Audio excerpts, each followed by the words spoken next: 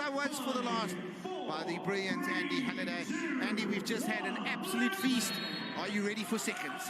Well, for Malaysia, welcome to the World Cup. You'll be playing Germany first off, 3 times winners. I mean, what a daunting task.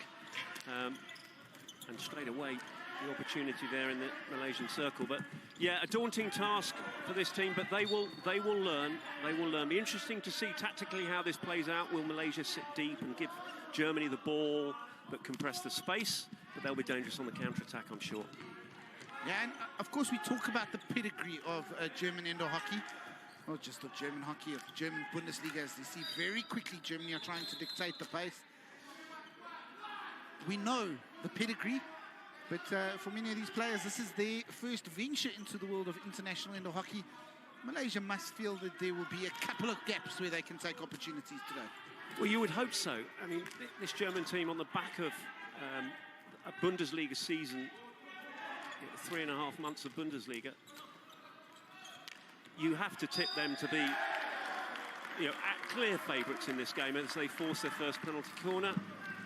The Malaysian captain, that ball played back and ball popping up off the stick and into the body there. First penalty corner for Germany.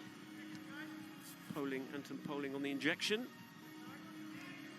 Andy, how important is it that Malaysia try and keep the scoreline very low early on and build the confidence? Yeah, I think it's really important. They're going to, whatever happens in this game, they're going to learn. I tell you what, it's taken Nicholas Proska just 70 seconds of international indoor hockey on his debut to score an absolute belter of a flick. Top left corner perfection. TSV Mannheim star there. Yeah, flicks it high, right into the rigging. And within a minute and a half, Germany take a lead. You can see how they're going to be on the front foot for this one. No, Bosch, he is one of the, Bokora, there's one of the few with caps.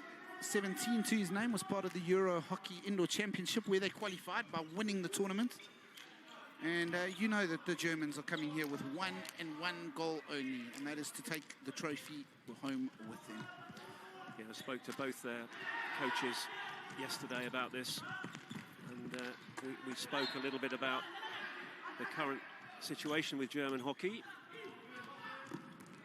Well, there's the first shot of the World Cup for the Malaysians, and it does go to Mohamed Azhar. Didn't really have any velocity on it. A bit of a nice teaser in there, and Onyeko Naji saves that kind of easily.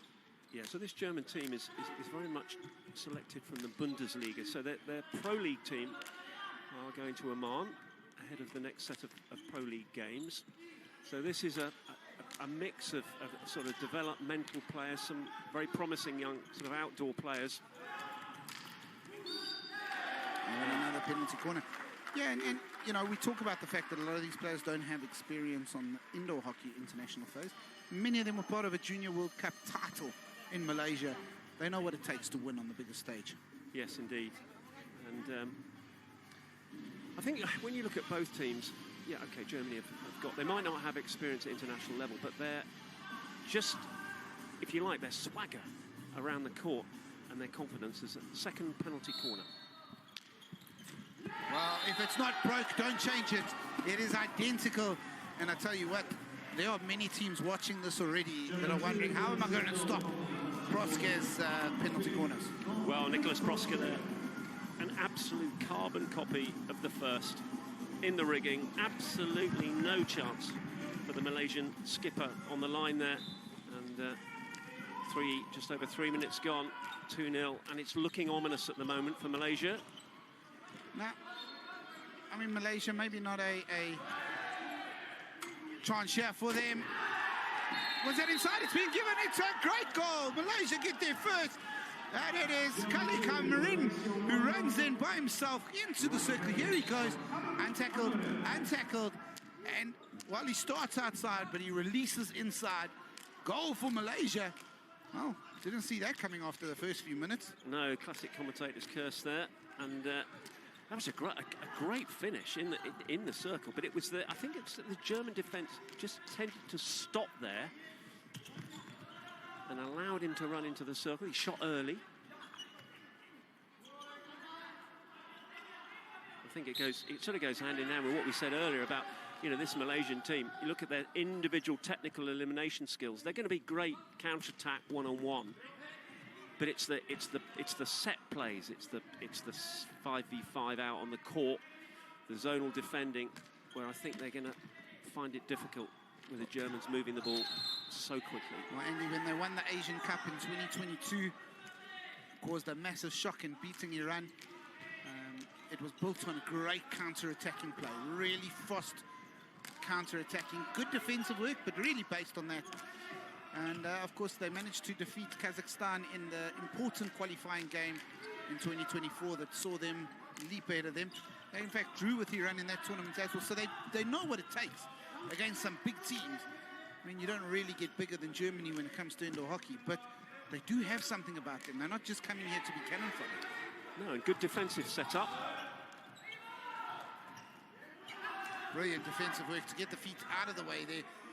But just the calmness there that the Germans are able to show. That was Van Schreuren, who just takes his time, looks for a gap. Always looks like they have more time on the ball just because of how good their skills are. Yeah, it's interesting to see the way that Malaysia are just trying to get players around the ball. And it's Germany's ability in those spaces where there are players around the ball to move it very quickly to the other side of the pitch to create the shooting opportunity. It's always interesting if they win another penalty corner here. It's almost interesting that it feels like they're doing it at quite a slow pace. But they're always in control. That's the difference. A foot there from Omar in the circle where, yeah, the ball just onto the right foot. Yeah, they will keep the ball and control the game, and they will wait for the opportunity. That's the big thing with these German teams. You watch a game in the Bundesliga, and it's constructed. They're patient. Malaysia are going to get a card here. Unfortunately, not ready in time. Umpire Peter Hembrecht has to stick to the rule. It's a green card. I'll tell you what, I was just going to say good news for Malaysia is Proska's not on the field. Bad news is there's still 5 other Germans. And interesting that we've now seen, that's the 3rd green card we've seen in this competition for teams not being ready for the penalty corner. Oh, that one didn't have the same power, but it did have the same result. And it is Paul Dosh, who scores his 21st international goal in just his 23rd game. Slings it low there.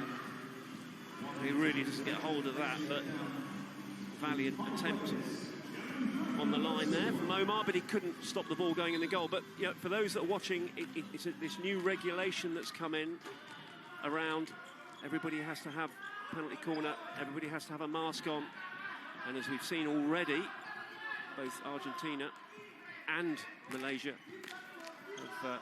Iran, not Argentina, fallen foul of this new rule. I think we mentioned earlier about how Argentina were actually practicing getting the masks on within the allotted time yesterday.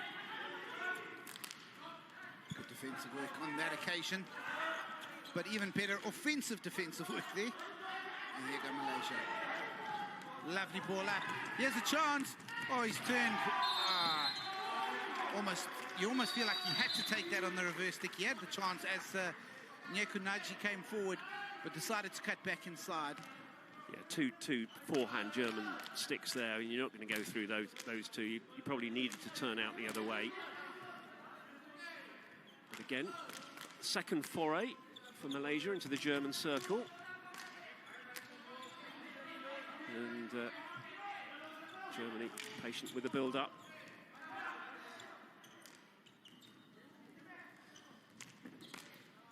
You see that this Malaysian defence, they're low, they're ready. Just allowing Germany to have the ball, sitting deep. Yeah, Germany they show patience, and then they wait for a gap, and then they show precision. And that is what is so difficult to defend against them. It's passes like that, not the second one, but the first one. Sorry, German fans, for that. Looking for that first time. You'll see the ball go into the corners, and it's always the first time pass that just creates the time for the next receiver of the ball to get the shot in on target. First time passing indoor hockey. There is so little time on the ball. Yeah, those finesse touches. When you can get those finesse touches accurate, it's difficult because a defender's got to shift his weight, and it's not always easy to do that. So again, patience, waits for the space, and then builds up again. It's a great lesson in the art of attacking with control. And the first option for Germany is to look for the pass into the middle of the pitch. So you'll see they're always looking to play in the middle, and if they can't get it through the middle, then they will... Oh. Well, I tell you what, Malaysia asking the question, saying it was a lift. The umpires ruled that it was a shot at goal. Will they go and refer with each other now? Yeah. It was, So it was in the direction. Here's the ball, and the glance towards the goal from Proska. Malaysia saying that was not intention. It was a missed stop as opposed to a shot. Yeah, yeah. It has been turned over. Yeah. Good teamwork, the two umpires. And, I think the right decision. Yeah, I think if you watch it again, if anything, he was looking for the slide pass, and it's just lifted, and they've played on because it looked like it was on target. Ultimately, the umpires working together. No video referrals in the game of indoor hockey. Not enough time. So you have to use your co-commentator, yes, but also your co-umpire as often as possible. I think the eyesight of your co-commentator might be called into question in probably game 68, I would think. Unfortunately, we've got a front row seat here, and we get replays. I'll tell you what, there was just a little moment there where Malaysia thought that was going to get through, and you saw a very exciting run from Omar trying to get into the back post. Yeah, Hassan. Late, in fact. Hassan knew what he was doing there. He was trying to get that ball across to that far post, but not quite tuned in. Of course, after this game, we move into the women's tournament as it gets underway, and all of that action will be live. Schmidt-Didlaukie's taken down there. Poland gives it back to Schmidt-Didlaukie's, who gets straight back up and continues to play. Another one member of that victorious Junior World Cup side in Malaysia. So happy memories for many of these players against Malaysia, having won a world trophy there, and happy memories in that opening quarter. 3-1, and they have been absolutely dangerous at penalty corner time.